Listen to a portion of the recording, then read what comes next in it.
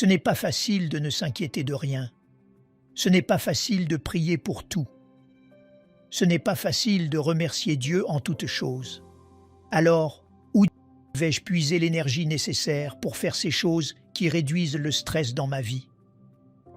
Dieu dit ceci: vous venez à moi. Vous venez à moi. Cette semaine, alors que je voyageais entre des rendez-vous à Seattle, Chicago, Lenox, dans le Massachusetts et Charlotte, j'ai lu un titre qui disait que le stress personnel dans le monde entier atteint désormais des niveaux presque records. Des niveaux presque records. Le niveau le plus élevé depuis, en réalité, la Seconde Guerre mondiale. J'ai donc décidé de faire quelques recherches à ce sujet et j'ai découvert qu'aujourd'hui, le suicide a dépassé les accidents de voiture comme première cause de décès par blessure en Amérique. La première cause de décès par blessure en Amérique est désormais le suicide. J'ai lu une autre statistique indiquant que les 7 principaux stress de la vie sont, premièrement, votre travail, deuxièmement, l'argent, troisièmement, la santé, puis les relations, une mauvaise alimentation, la surcharge médiatique, le manque de sommeil et le stationnement à Saddleback. Oh, j'ai inventé ce dernier, évidemment. Peut-être pouvez-vous vous identifier à ceci. J'ai reçu ce mot. Pasteur Rick, il y a quelques semaines, je suis allé chez le médecin pour des courbatures et des douleurs chroniques qui semblaient s'aggraver. Je ne dors pas bien et je vis dans un état de fatigue constante. J'ai dit à mon médecin que j'avais lancé une entreprise il y a 7 ans, qui est devenue très prospère. Mais je dois maintenant me forcer pour aller travailler.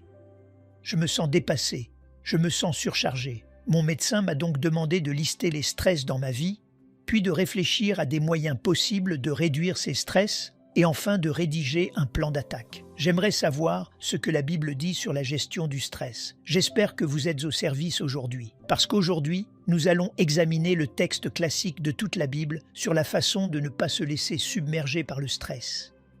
Nous sommes dans cette série sur l'épître aux Philippiens et, arrivé au chapitre 4, Paul nous donne, dans les versets 6 à 13, la recette classique anti-stress. Si vous avez une Bible, vous pouvez l'ouvrir à Philippiens chapitre 4. Si vous n'avez pas apporté de Bible, ce n'est pas grave. Sortez simplement ces notes. Tous les versets que nous allons examiner se trouvent à l'intérieur de votre bulletin, sur ce plan de passage textuel. Or, la clé de tout ceci est que ce passage est en fait accompagné d'une garantie de gestion du stress. Et ce n'est pas garanti par un médecin, c'est garanti par Dieu. Vous devriez donc vraiment prêter attention à celui-ci si vous voulez réduire le stress dans votre vie. Au verset 7, nous avons la garantie promise. Voici ce qu'il dit. « Si vous faites ces choses, vous ferez l'expérience de la paix de Dieu. » Voilà. Vous ferez l'expérience de la paix de Dieu, qui est bien plus merveilleuse que ce que l'esprit humain peut comprendre. La Bible appelle cela la paix qui surpasse toute intelligence. Comment savez-vous quand vous avez la paix qui surpasse toute intelligence? Vous êtes dans une situation où vous n'avez aucune raison logique d'être en paix, et pourtant vous l'êtes.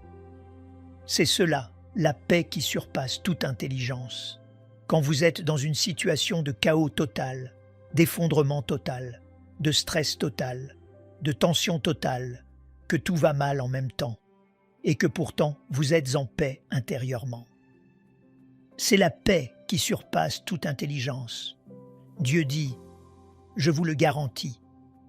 Si vous faites ces choses, vous ferez l'expérience de la paix de Dieu, qui est bien plus merveilleuse que ce que l'esprit humain pourrait comprendre. Sa paix gardera vos pensées tranquilles et maintiendra votre cœur au repos. N'aimeriez-vous pas cela? Avoir vos pensées tranquilles et votre cœur au repos alors que vous avez confiance en Jésus-Christ. Maintenant, Dieu promet un esprit plus paisible, moins stressé. Quelqu'un est-il intéressé par cela? Oui, je le pense bien. Or, vous savez qu'il y a plus de 7000 promesses dans la Bible. Mais avec chaque promesse, il y a une prémisse. Dieu dit, « Si tu fais ceci, alors je ferai cela. » Il y a une condition. Et je veux que vous entouriez la prémisse de cette promesse. Et ce sont ses premiers mots. Si vous faites ces choses, entourez cela. Si vous faites ces choses, cela vous évitera de stresser. Vous ferez l'expérience de la paix de Dieu. Sa paix gardera vos pensées tranquilles, maintiendra vos cœurs au repos alors que vous avez confiance en Jésus-Christ. Si vous faites ces choses, quelles choses? Eh bien, c'est ce que nous allons examiner aujourd'hui. Et il y a spécifiquement 5 choses que Dieu dit de faire dans ce passage. Il dit « Je veux que vous ne vous inquiétiez de rien. Je veux que vous priez pour tout. Je veux que vous remerciez Dieu en toutes choses. Je veux que vous gardiez votre esprit sur les bonnes choses. Et je veux que vous soyez satisfaits en toutes choses. » Maintenant, nous allons les examiner en détail. Entrons donc directement dans le vif du sujet. Si vous prenez des notes, voici la première étape. Si je veux éviter de stresser, premièrement, refusez de vous inquiéter de quoi que ce soit. Refusez de vous inquiéter de quoi que ce soit. Pourquoi? Parce que la première source de stress dans votre vie n'est pas le travail, c'est l'inquiétude. Vous êtes peut-être surchargé de travail, mais il est plus probable que vous soyez surchargé d'inquiétude. Le travail ne vous empêche pas de dormir la nuit. C'est l'inquiétude qui le fait, et la plupart d'entre vous s'inquiètent trop. Or, Dieu est très clair dans la Bible sur ce qu'il pense de l'inquiétude. Et c'est le premier verset, le chapitre 4, verset 6, la première partie du verset 6 de Philippiens qui dit ceci. « Ne vous inquiétez de rien. » Maintenant, entourez « ne », « rien » et « de rien ». Ne vous inquiétez de rien. Question. Y a-t-il une marge de manœuvre dans ce verset? Non. Y a-t-il une exception? Non. Y a-t-il une exemption? Non. Y a-t-il une raison pour laquelle Dieu dirait « C'est correct de s'inquiéter dans cette circonstance » ? Non. Ne vous inquiétez de rien. C'est une déclaration aussi globale que possible. Il dit « Dans aucune circonstance. » Mais qu'en est-il de « Non, ne vous inquiétez de rien » ? Mais qu'en est-il de « Non, ne vous inquiétez de rien » ? Mais qu'en est-il de « Non, ne vous inquiétez de rien » ? Maintenant, Jésus pensait que l'inquiétude était un sujet si important qu'il a consacré une section majeure de son sermon le plus célèbre, appelé le Sermon sur la montagne, à parler de l'inquiétude. Et dans ce Sermon sur la montagne, il nous donne les 4 raisons pour lesquelles vous ne devriez jamais vous inquiéter de rien. Vous voudrez peut-être les noter. Numéro 1, Jésus dit à propos de l'inquiétude. L'inquiétude est déraisonnable. C'est illogique. C'est déraisonnable. Cela n'a pas de sens. Dans Matthieu chapitre 6, verset 25, Jésus dit ceci. « Ne vous inquiétez pas pour votre vie de ce que vous mangerez, ni pour votre corps, de quoi vous serez vêtus. La vie n'est-elle pas plus que la nourriture, et le corps plus que le vêtement ?» Il dit « Ce n'est pas logique. Vos priorités sont désordonnées. C'est irrationnel. Cela n'a pas de sens. C'est déraisonnable. » Maintenant, pourquoi l'inquiétude est-elle déraisonnable? Eh bien, il y a plusieurs raisons. Premièrement, parce que l'inquiétude exagère le problème. Elle ne rend jamais un problème plus petit. Elle le rend toujours plus grand. Avez-vous remarqué que lorsque quelqu'un dit quelque chose de mal sur vous, plus vous y pensez, plus cela prend de l'ampleur? Ou si vous avez un problème, vous commencez à vous inquiéter. Plus vous vous inquiétez, le problème rétrécit-il avec votre inquiétude? Non, il devient toujours plus grand. L'inquiétude exagère. C'est irrationnel. C'est déraisonnable. Elle grossit le problème hors de toute proportion. Et non seulement l'inquiétude exagère votre problème, mais l'inquiétude ne fonctionne pas. Elle n'a jamais fonctionné. C'est sans valeur. C'est bouillir intérieurement sans agir. Cela ne fait aucune différence dans votre vie. Vous voyez, s'inquiéter pour quelque chose que vous ne pouvez pas changer est inutile. Et s'inquiéter pour quelque chose que vous pouvez changer est stupide. Allez simplement le changer. Dans les 2 cas, l'inquiétude n'est pas la réponse. L'inquiétude ne fonctionne pas. C'est déraisonnable. Deuxièmement, Jésus dit que l'inquiétude est contre nature. C'est contre nature. Pourquoi? Parce que dans l'univers entier, Les seules créations de Dieu qui s'inquiètent sont les êtres humains. Les oiseaux ne s'inquiètent pas. Les vaches ne s'inquiètent pas. Les chiens ne s'inquiètent pas. Les chats ne s'inquiètent pas. Les chats craignent des soucis, mais ils ne s'inquiètent pas. L'inquiétude est contre nature. Qu'est-ce que je veux dire par là? Parce que vous n'êtes pas né avec. Il n'y a pas d'inquiet de naissance. Vous pensez peut-être l'être, mais vous ne l'êtes pas. Vous n'êtes pas né inquiet. Vous l'avez appris. L'inquiétude est quelque chose que l'on apprend. Maintenant, la bonne nouvelle est que si vous apprenez à vous inquiéter, cela peut être désappris. Vous l'avez appris. Et en fait, pour devenir bon dans ce domaine, vous devez vous exercer. Certains d'entre vous sont des pros de l'inquiétude. Vous vous êtes tellement exercé. Vous êtes si doué pour vous inquiéter. Vous pourriez obtenir un doctorat. S'il y avait des Jeux olympiques de l'inquiétude, vous obtiendriez un 10. D'accord? Parce que vous avez tellement pratiqué, mais c'est un acquis. L'inquiétude n'est pas naturelle. Aucun bébé ne naît en s'inquiétant. Ils l'apprennent de tout le monde. Or, Jésus dit dans Matthieu chapitre 6, verset 26, « Regardez les oiseaux du ciel. Ils ne sèment ni ne moissonnent, et ils n'amassent rien dans des greniers. Et votre Père céleste les nourrit. Ne valez-vous pas beaucoup plus qu'eux? » Si quelqu'un est sous le programme d'aide sociale de Dieu, ce sont les oiseaux. Ils ne font rien d'autre que des choses d'oiseaux. Cui-cui, c'est tout. Eh bien, je tweete, mais peut-être qu'ils tweetent aussi. Regardez les oiseaux du ciel. Ils ne sèment ni ne moissonnent, mais il dit « Votre Père céleste les nourrit. » Remarquez, votre Père céleste. Il ne parle pas du Père céleste des oiseaux. Il dit « Votre Père céleste ». Maintenant, si Dieu est votre Père céleste et que vous êtes son enfant, les enfants ont des privilèges spéciaux. Et les enfants de la royauté sont traités royalement. Et il dit « Pourquoi vous inquiétez-vous » Les oiseaux ne s'inquiètent pas, et Dieu n'est même pas leur Père. Dieu est leur Créateur, mais pas leur Père. Dieu est votre Père. Ne vous inquiétez pas à ce sujet. Il dit « Les oiseaux ne s'inquiètent pas. Les animaux ne s'inquiètent pas. » Versets 28 et 29, Jésus dit « Et pourquoi vous inquiétez-vous au sujet du vêtement ? Considérez comment croissent les lys des champs. Ils ne travaillent, ni ne filent. Cependant, je vous dis que Salomon même, dans toute sa gloire, n'a pas été vêtu comme l'un d'eux.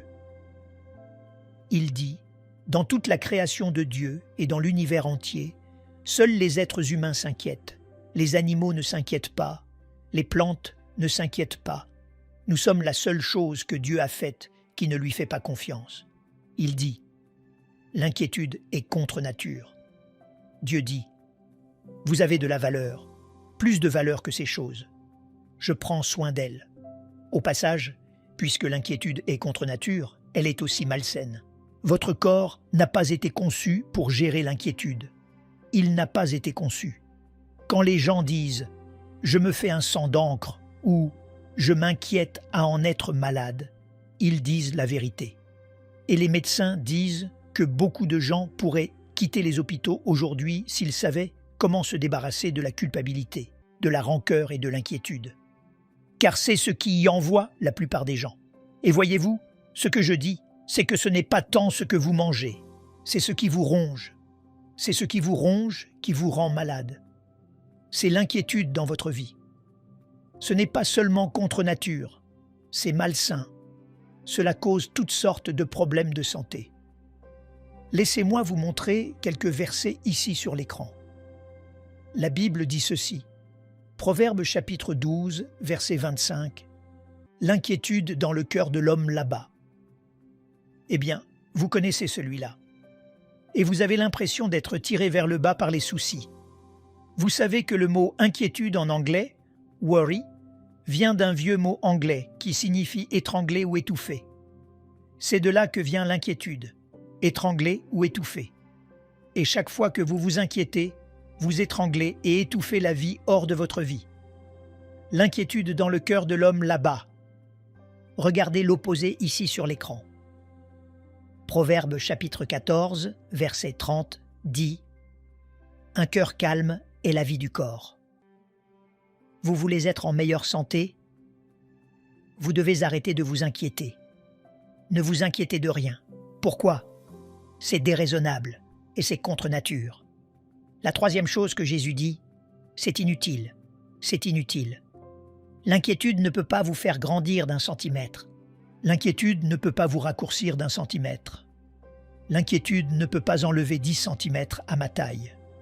Si elle le pouvait, elle l'aurait fait. L'inquiétude ne peut pas prolonger votre vie. Elle peut cependant la raccourcir. Nous le savons. L'inquiétude ne peut pas changer le passé et l'inquiétude ne peut pas contrôler l'avenir. Tout ce qu'elle fait, c'est gâcher la journée. Elle gâche aujourd'hui. C'est tout ce qu'elle fait. Elle ne change pas le passé. Elle ne peut pas contrôler l'avenir. Elle gâche simplement aujourd'hui. C'est un peu comme être assis dans un fauteuil à bascule. Vous dépensez beaucoup d'énergie, mais vous ne progressez pas. C'est inutile. La seule chose que l'inquiétude change, c'est vous. Elle vous rend malheureux. Elle n'a jamais résolu un problème. C'est inutile. Et puis la quatrième raison pour laquelle la Bible dit de ne jamais s'inquiéter de rien, c'est parce que c'est superflu. Dieu dit « Pourquoi donc vous inquiétez-vous? Ne pensez-vous pas que je vais prendre soin de vous? Ne pensez-vous pas que je vais répondre à vos besoins? Je vous ai fait, je vous ai créé, je vous ai sauvé, je vous aime. J'ai mis mon esprit en vous. Ne pensez-vous pas que je vais prendre soin de vos besoins? » C'est inutile, mais c'est aussi superflu. Il n'y a pas besoin de s'inquiéter. Jésus dit ceci dans Matthieu chapitre 6, verset 30. « Vous savez, si Dieu revêt ainsi l'herbe des champs, qui existe aujourd'hui et qui demain sera jetée au four, pensez à toutes les fleurs magnifiques qui ne sont jamais vues par les êtres humains. Mais Dieu en prend soin. Il a dit, « Si Dieu revêt ainsi l'herbe des champs qui existe aujourd'hui et qui demain sera jetée au four, ne vous vêtira-t-il pas à plus forte raison, gens de peu de foi? Vous êtes aussi heureux que vous choisissez de l'être. Si vous êtes malheureux, c'est parce que vous choisissez d'être malheureux. Ne blâmez pas votre mari, votre femme ou n'importe qui d'autre. C'est un choix. Et il en va de même pour l'inquiétude. L'inquiétude est un choix. Personne ne vous met un pistolet sur la tempe. Vous n'êtes pas obligé de vous inquiéter. Et donc, la première étape de la gestion du stress est de refuser de s'inquiéter de quoi que ce soit. Pourquoi? Parce que c'est inutile, déraisonnable, contre nature et superflu. La Bible dit ceci dans la première épître de Pierre, chapitre 5, verset 7. « Déchargez-vous sur lui de tous vos soucis, car lui-même prend soin de vous. » Et j'adore ce mot « déchargez-vous », car littéralement, dans le grec original, cela signifie simplement « lâcher ». Ce n'est pas comme faire un long lancer, comme si vous lanciez une balle de baseball ou un caillou à travers le lac. Il est simplement dit « déchargez-vous ». Cela signifie « laissez aller ». Laissez aller. Et Dieu dit « Vous savez toutes ces choses pour lesquelles vous stressez ce matin. Toutes ces choses pour lesquelles vous êtes anxieux, inquiet, craintif, tendu. Laissez aller. Laissez aller. Ne vous inquiétez de rien, car cela ne fera de toute façon aucun bien. Alors, que faites-vous à la place? Vous passez à l'étape suivante. Et c'est la deuxième partie de ce verset. La première partie du verset 6 dit « Ne vous inquiétez de rien ». La seconde partie est « Parlez de tout à Dieu ». C'est la deuxième étape. Vous parlez de tout à Dieu, ne paniquez pas. Priez, ne vous inquiétez pas. Adorez. Arrêtez de vous parler à vous-même de tout ce qui vous stresse et commencez à parler à Dieu. Se parler à soi-même ne servira à rien, mais parler à Dieu le fera. Il dit « Parlez à Dieu de tout ». C'est la deuxième partie de ce verset. Philippiens chapitre 4, verset 6.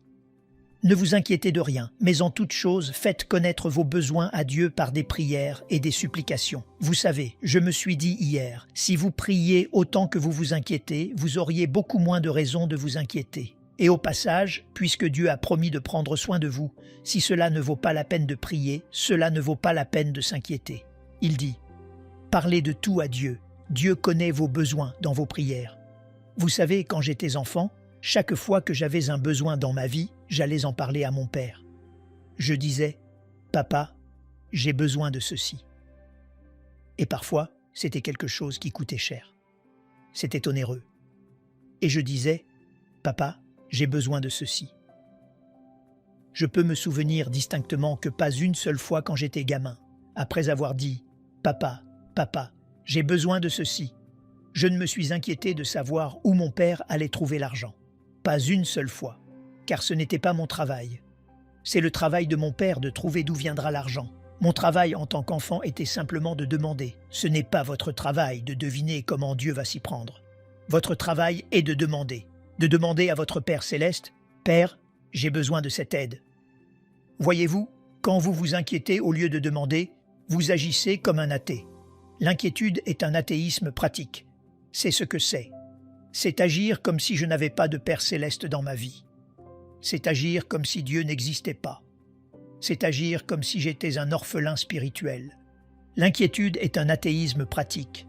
Dieu dit « Je prendrai soin de vous ». C'est agir comme si l'on ne pouvait pas faire confiance à Dieu. Et voici ce que dit la Bible. Regardez dans votre plan. Jacques chapitre 4, verset 2. Vous ne possédez pas parce que vous ne demandez pas. Vous ne demandez pas à Dieu. Voici donc la deuxième clé de la gestion du stress. Inquiétez-vous moins, demandez plus. Inquiétez-vous moins, demandez plus. Au lieu de vous inquiéter, priez.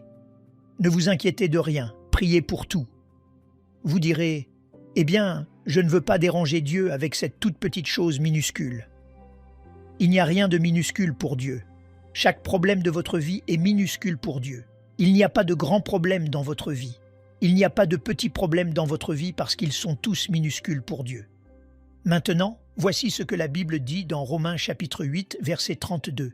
« Lui qui n'a point épargné son propre Fils, mais qui l'a livré pour nous tous, comment ne nous donnera-t-il pas aussi toutes choses avec lui ?»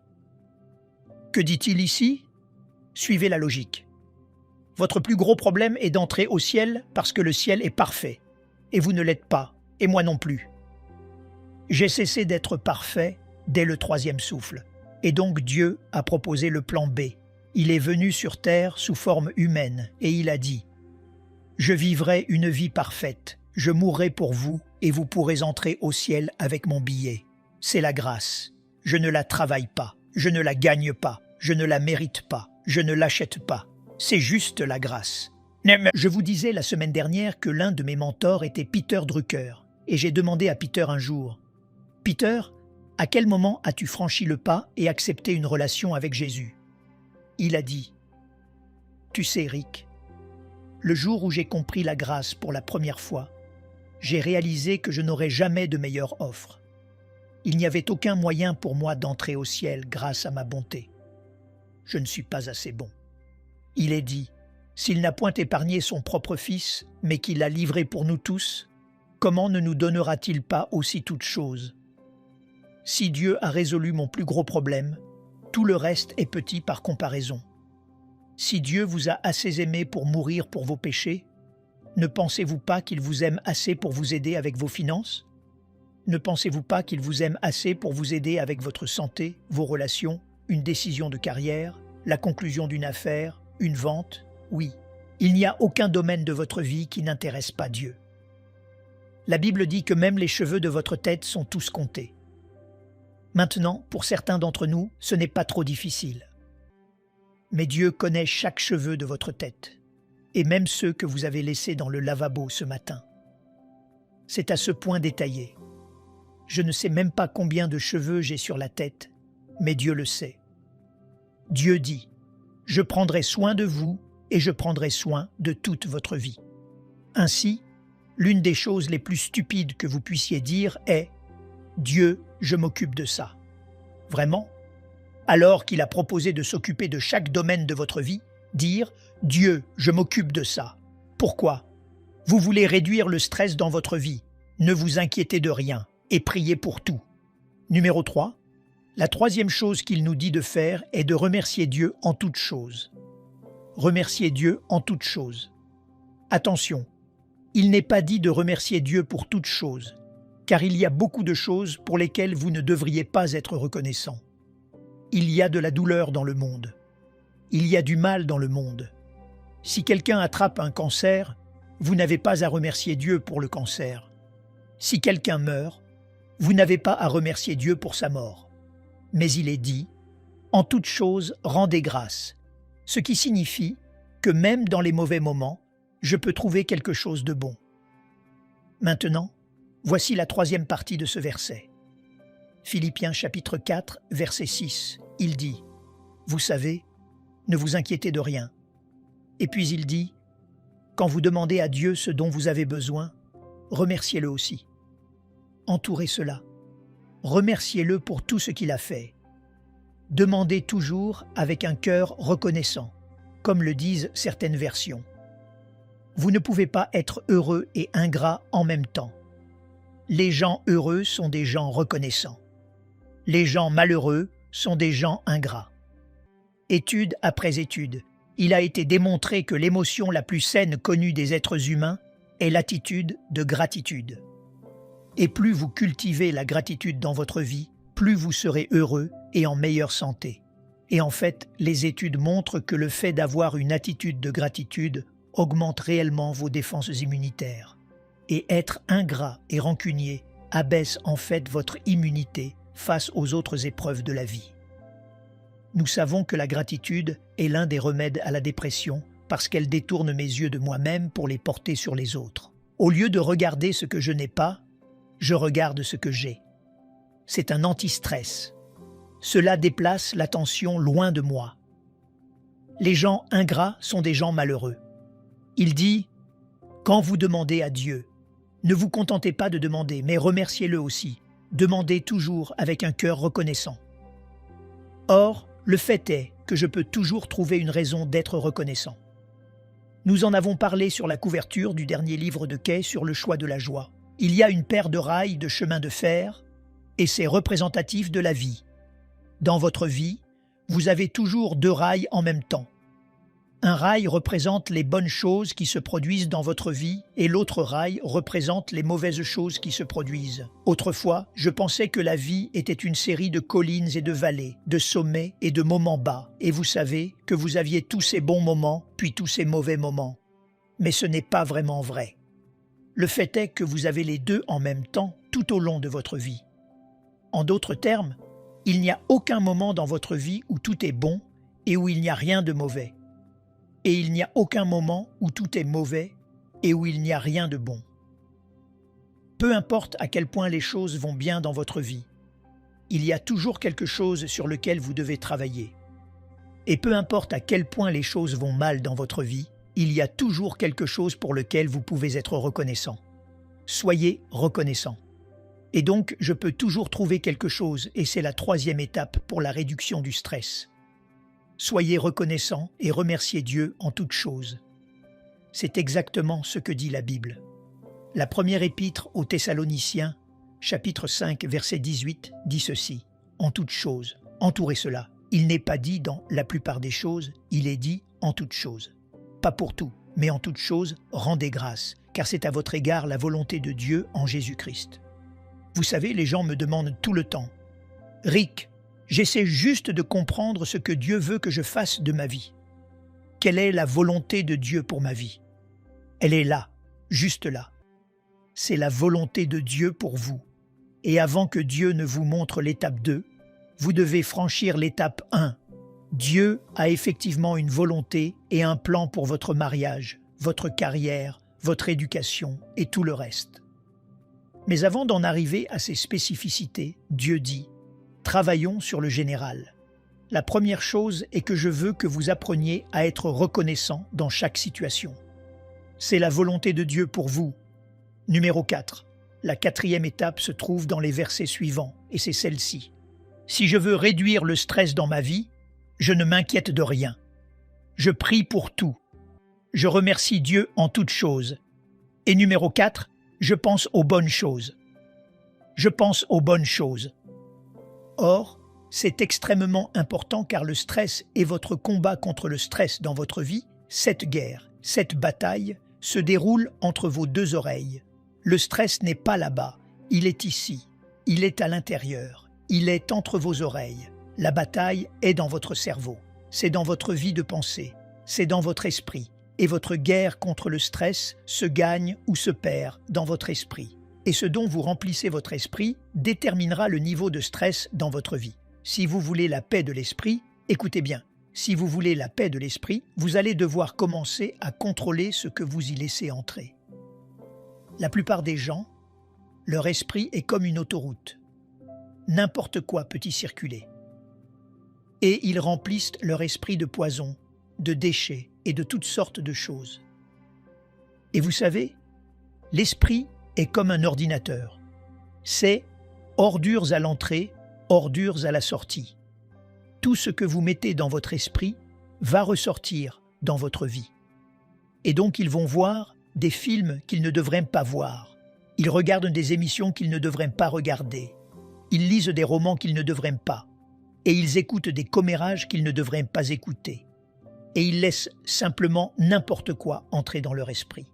Ils s'inquiètent de la pollution de l'eau, ils s'inquiètent de la pollution alimentaire, ils s'inquiètent de la pollution de l'air, mais ils ne s'inquiètent pas du tout de la pollution de l'esprit. Et pourtant, c'est la pollution la plus grave. Certains disent « Eh bien, j'essaie juste d'avoir l'esprit ouvert ». Certaines personnes ont l'esprit tellement ouvert que leur cerveau en tombe. Et ils acceptent n'importe quoi dans leur vie et le laissent entrer.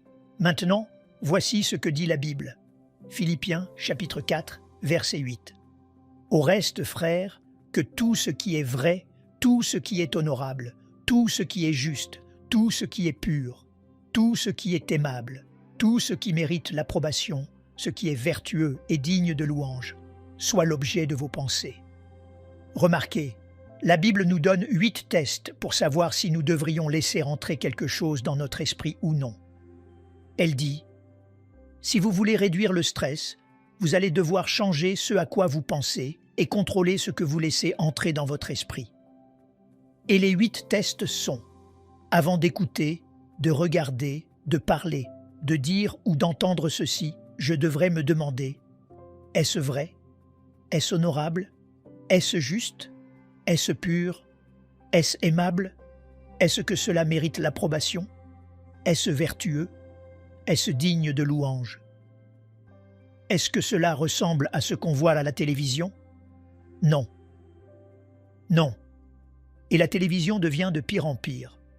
Je veux dire, parce que les héros d'aujourd'hui à la télévision sont, dans l'ordre, des zombies, des vampires, des tueurs en série comme Dexter, des toxicomanes au crack, des politiciens corrompus et des pervers. Et vous appelez cela du divertissement? J'en ai assez comme ça dans le monde. Vous savez, vous n'inviteriez jamais quelqu'un en disant « Hé, viens ici, assieds-toi dans mon salon et tue 19 personnes. » Mais vous le ferez à la télévision.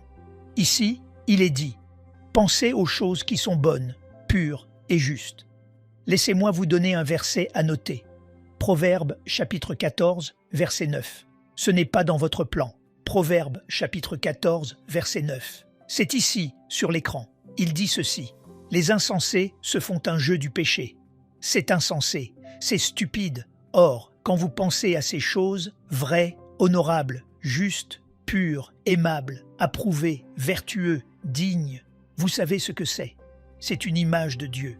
Et ce qu'il dit réellement, c'est « penser à Dieu ». Voici ce que dit Ésaïe, là sur votre plan.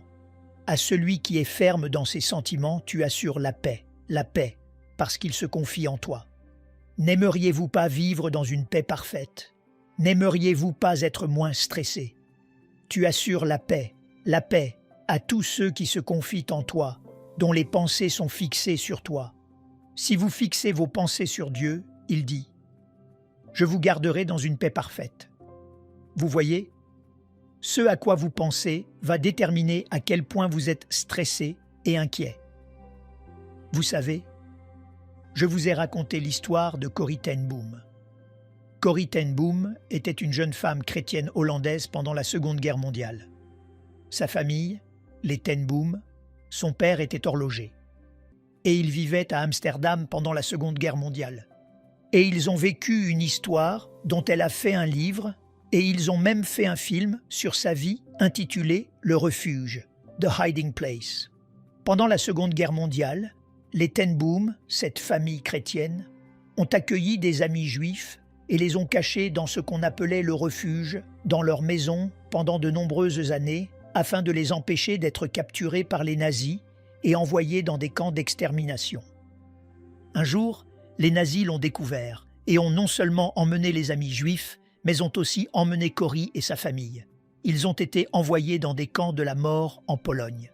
Corrie a perdu toute sa famille. Elle a été la seule survivante. C'est une histoire magnifique et elle y dit quelque chose que je n'ai jamais oublié. Elle a dit « Si vous regardez le monde, vous serez angoissé. Si vous regardez en vous, vous serez déprimé. Mais si vous regardez le Christ, vous serez au repos. » Tout dépend de ce sur quoi vous avez les yeux fixés. Vous savez, les gens disent « Eh bien, regarde en toi. » Eh bien, je l'ai fait. Je n'ai pas aimé ce que j'ai vu. Je ne veux pas regarder en moi. Je veux regarder à l'extérieur. Je veux regarder Dieu. Je veux regarder le Christ. Pensez aux bonnes choses. Maintenant, il y a une autre étape, et c'est la numéro 5. Soyez satisfaits en toutes choses. La Bible nous dit d'être satisfaits en toutes choses. C'est la 5e clé pour vivre une vie avec moins de stress. Là où Dieu dit « Si vous faites ces choses, vous aurez la paix de Dieu dans votre vie. » Maintenant, laissez-moi expliquer le contentement parce que beaucoup de gens comprennent mal le sens du contentement. Beaucoup de gens pensent que le contentement signifie que je n'ai aucune ambition. Non, non, non, non, non. Paul, qui a écrit ce livre, rappelez-vous, est probablement l'un des hommes les plus ambitieux qui ait jamais vécu. Il a porté à lui seul la bonne nouvelle, l'Évangile, à travers tout l'Empire romain. C'est l'une des personnes les plus ambitieuses de l'histoire et il dit « J'ai appris à être content ». Donc, cela n'a rien à voir avec l'ambition. Ce n'est pas cela le contentement. Le contentement n'est pas la paresse. Le contentement n'est pas l'apathie. Le contentement n'est pas la complaisance.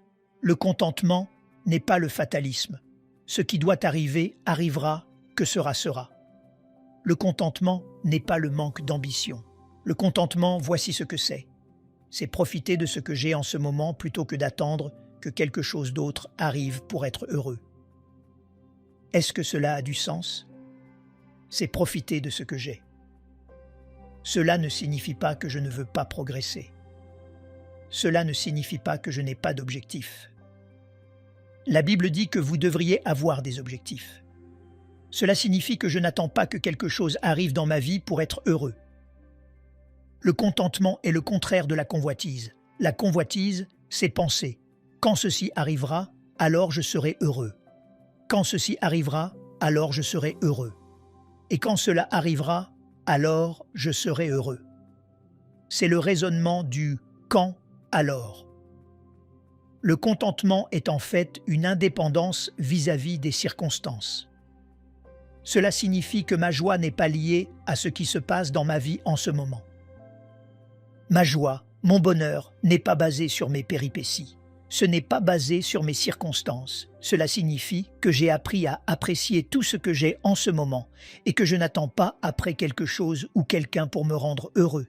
Maintenant, voici ce que Paul dit dans les 2 versets suivants, les versets 11 et 12. Il dit « J'ai appris à être content ». Entourez le mot « appris ».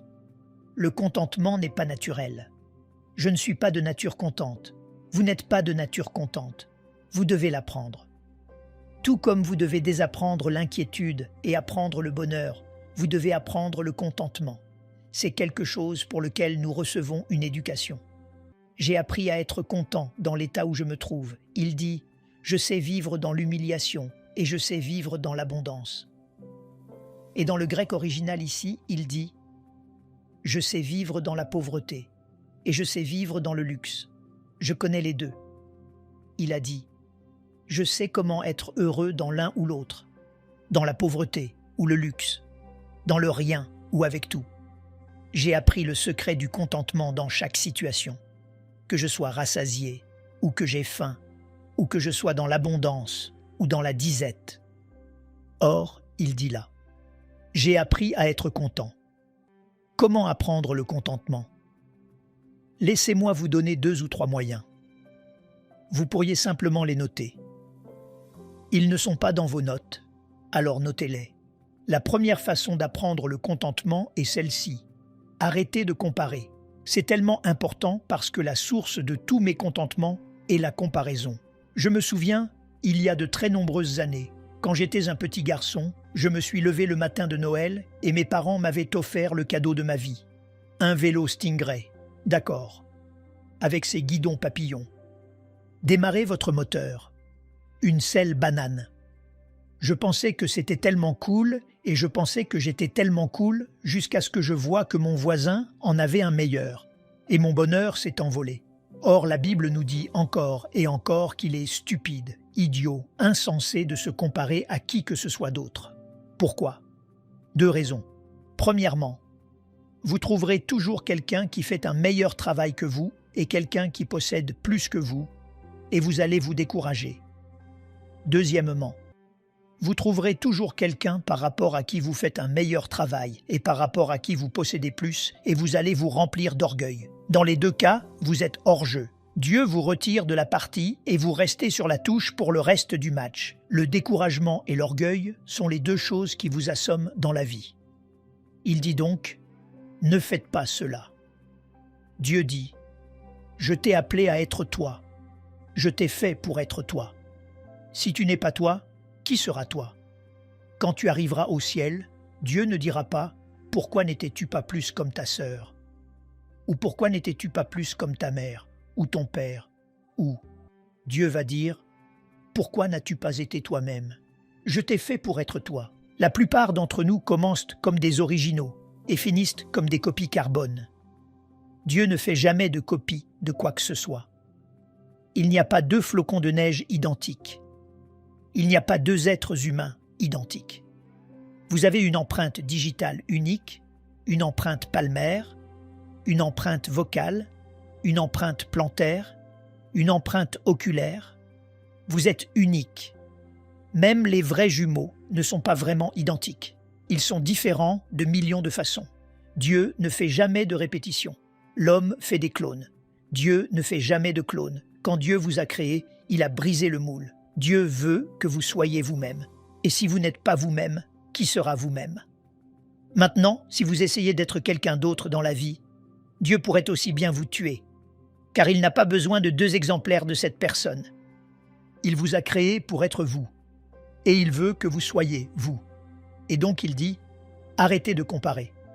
Parce que quand vous comparez, vous devenez jaloux et envieux. Or, la Bible dit ceci. Regardez ce verset sur votre plan. Un cœur calme est la vie du corps, mais l'envie est la carie des os. En d'autres termes, cela vous ronge. Cela vous dévorera vivant si vous devenez envieux. Or, cette expression « un cœur calme » ou « la paix de l'esprit » dans d'autres traductions est le mot « contentement ». Le contentement rend le corps sain. Alors, arrêtez de comparer. Voici un 2e petit conseil pour apprendre le contentement. Arrêtez de penser que avoir plus, c'est être mieux. Vous voyez, il y a 3 mythes que nous enseignent la publicité et la société. Avoir plus me rendra plus heureux. Avoir plus me rendra plus important. Avoir plus me rendra plus en sécurité. Aucun de ces mythes n'est vrai. Ce sont tous des mensonges. Avoir plus ne vous rendra pas plus heureux. Avoir plus ne vous donnera pas plus de valeur et avoir plus ne vous rendra pas plus en sécurité. En premier lieu, vous pouvez tout perdre. Vous pouvez perdre $1 milliard de bien des façons. Et votre valeur n'est pas basée sur vos objets de valeur. Et votre valeur personnelle n'est pas basée sur votre valeur nette. Elle est basée sur qui vous êtes, pas sur ce que vous possédez. Alors, arrêtez de penser que avoir plus me rendra plus heureux. Avoir plus me rendra plus important. Avoir plus me rendra plus en sécurité. Rien de tout cela n'est vrai. Vous devez trouver votre sécurité dans quelque chose qui ne pourra jamais vous être enlevé. Eh bien, je ne peux pas. Si je place ma sécurité dans mon travail, on peut me l'enlever. Si je place ma sécurité dans mon compte en banque, je peux le perdre. Si je place ma sécurité dans ma santé, je peux la perdre. Ou dans ma beauté, je peux la perdre. Il faut placer sa sécurité dans quelque chose qui ne peut pas m'être enlevé. Et c'est ma relation avec Dieu. Je n'oublierai jamais Viktor Frankl, debout dans un camp de la mort. Si vous n'avez jamais lu son livre, Découvrir un sens à sa vie, Man's Search for Meaning, c'est un livre formidable. Et il dit, « Vous savez, ils m'ont dépouillé, ils m'ont mis nu, ils m'ont tout pris, y compris mon alliance. » Et puis il a dit, « J'ai réalisé qu'il y avait une chose qui ne pourrait jamais m'être enlevée, ma capacité à choisir ma réponse. » Vous ne pouvez pas contrôler tout ce qui arrive dans votre vie, mais vous pouvez choisir comment vous y répondez. C'est votre liberté. Maintenant, voici ce que dit la Bible. Ecclésiaste, chapitre 4. Il vaut mieux n'avoir qu'un peu avec la paix de l'esprit que d'être occupé tout le temps, les deux mains essayant de poursuivre le vent. C'est ce que j'appelle le syndrome de Saddleback. Nous sortons et nous achetons des choses que nous ne pouvons pas nous offrir avec de l'argent que nous n'avons pas pour impressionner des gens que nous n'aimons même pas. Et puis nous nous endettons. Nous devons devenir des bourreaux de travail pour payer toutes les choses que nous avons achetées. Et si vous possédez quelque chose et que Dieu vous disait de le donner, si vous ne le faites pas, vous ne le possédez pas, c'est lui qui vous possède. Beaucoup de gens sont possédés par leurs possessions.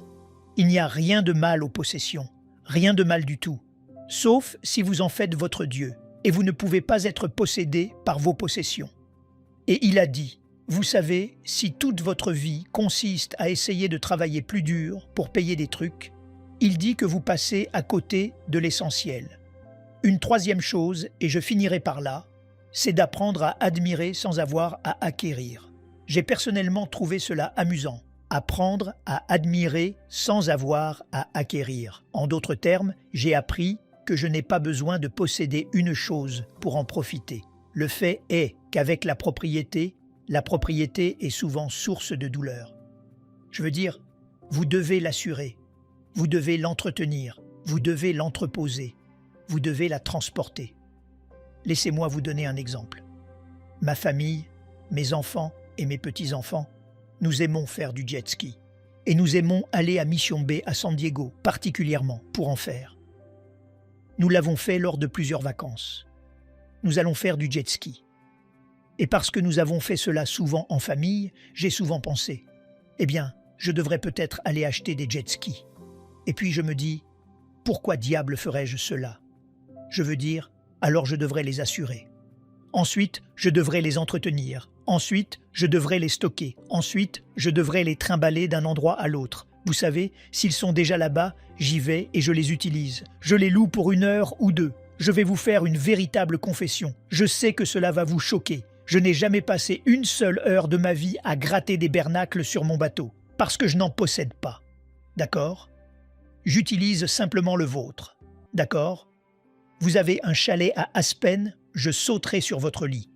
Vous pouvez l'assurer, l'entretenir, l'entreposer et le transporter, tout ça. Apprenez à admirer sans avoir à acquérir. Apprenez que je n'ai pas besoin de le posséder pour l'apprécier. Cela fait partie du contentement. Maintenant, ces 5 stratégies que je viens de mentionner sont très faciles à expliquer pour moi, mais elles sont très difficiles à mettre en œuvre. Ce n'est pas facile de ne s'inquiéter de rien. Ce n'est pas facile de prier pour tout. Ce n'est pas facile de remercier Dieu en tout. Ce n'est pas facile de penser aux bonnes choses. Et ce n'est pas facile d'être satisfait de n'importe quoi. Alors, où diable vais-je puiser l'énergie nécessaire pour faire ces choses qui réduisent le stress dans ma vie? Dieu dit ceci, « Vous venez à moi. Vous venez à moi, et je vous donnerai la force et la capacité de faire ce qui vous aidera, de faire ce qui est le mieux pour vous. » Paul termine ce passage par le verset 13. L'un des versets les plus célèbres de la Bible est le verset 13. « Je puis tout par celui qui me fortifie. Je puis ne m'inquiéter de rien quand le Christ me fortifie. Je puis prier pour tout quand le Christ me fortifie. Je puis remercier Dieu en tout, en toutes choses, quand le Christ me fortifie. Je puis garder mon esprit sur la bonne chose quand Dieu me fortifie. Et je puis être satisfait de n'importe quoi quand le Christ me fortifie. » Ce dont nous parlons ici n'est pas une religion, mais une relation. Vous êtes peut-être bouddhiste, vous êtes peut-être baptiste, vous êtes peut-être catholique ou protestant ou juif, peut-être musulman ou mormon ou sans religion du tout. Dieu n'a jamais créé une personne qu'il n'aime pas. Dieu n'a jamais créé une personne pour laquelle il n'est pas mort. Dieu n'a jamais créé une personne pour laquelle il n'a pas de but. Et il dit, « Si vous venez à moi, je vous aiderai. » Je vais terminer par ce dernier verset. Job chapitre 22, versets 20 et 1 dit ceci. « Attache-toi donc à Dieu, et tu auras la paix. Tu jouiras ainsi du bonheur. » Vous voyez, la véritable raison pour laquelle vous n'êtes pas en paix, c'est parce que vous êtes en guerre contre Dieu. Et jusqu'à ce que vous fassiez votre paix avec Dieu, c'est ce que la Bible dit que Dieu a envoyé Jésus faire la paix avec Dieu pour nous. Quand vous faites la paix avec Dieu, alors vous recevez la paix de Dieu, et alors vous pouvez avoir la paix avec les autres. Il n'y aura jamais de paix dans le monde tant que le prince de la paix ne régnera pas dans nos cœurs. Donc, pour que vous ayez la paix de Dieu, vous devez d'abord avoir la paix avec Dieu. Et terminons par cela. Inclinons nos têtes. Voulez-vous incliner la tête avec moi? Et je vais vous guider dans une prière. Ma bénédiction sur vous cette semaine est Romains chapitre 15, verset 33. Il dit « Que le Dieu de paix soit avec vous tous. » Alors, voulez-vous faire cette prière simple? Peu importe les mots que vous utilisez. Si vous dites simplement ce que je dis, vous pouvez dire « Moi aussi, Dieu, moi aussi. » Dites « Cher Dieu, je ne veux pas vraiment être stressé. Je veux apprendre les habitudes du bonheur. Et tu as promis que si je fais ces choses, je connaîtrai ta paix. Je vais donc te prendre au mot. Maintenant, je n'ai pas la force de le faire. Alors, Jésus-Christ, j'ai besoin que tu me donnes cette force. Aide-moi à ne m'inquiéter de rien, à me souvenir que c'est déraisonnable, contre nature, inutile et superflu. Tu vas prendre soin de moi. Cher Dieu, aide-moi à ne m'inquiéter de rien. Et cher Dieu, aide-moi à prier pour tout. Au lieu de me parler à moi-même, de te parler à toi. Aide-moi à remercier Dieu en toutes choses. Aide-moi à penser aux bonnes choses. Et Dieu, je te demande de m'aider à être satisfait de n'importe quoi. Dieu, je veux avoir la paix avec toi pour pouvoir avoir la paix de Dieu. Jésus-Christ, je ne comprends pas tout, mais autant que je le sache, je te dis oui. Je ne veux pas d'une religion, je veux une relation. Je veux simplement apprendre à te connaître. Et donc, j'ouvre mon cœur et aussi humblement que possible, Dieu, je te dis, rends-toi réel pour moi. Et je prie cela en ton nom. Amen. Nous aimerions vous donner l'opportunité de faire de Jésus le Seigneur de votre vie. Voulez-vous bien prier avec moi? Dites Seigneur Jésus, je me repens de mes péchés. Viens dans mon cœur. Je fais de toi mon Seigneur et Sauveur. Et merci Seigneur pour le baptême du Saint-Esprit en moi.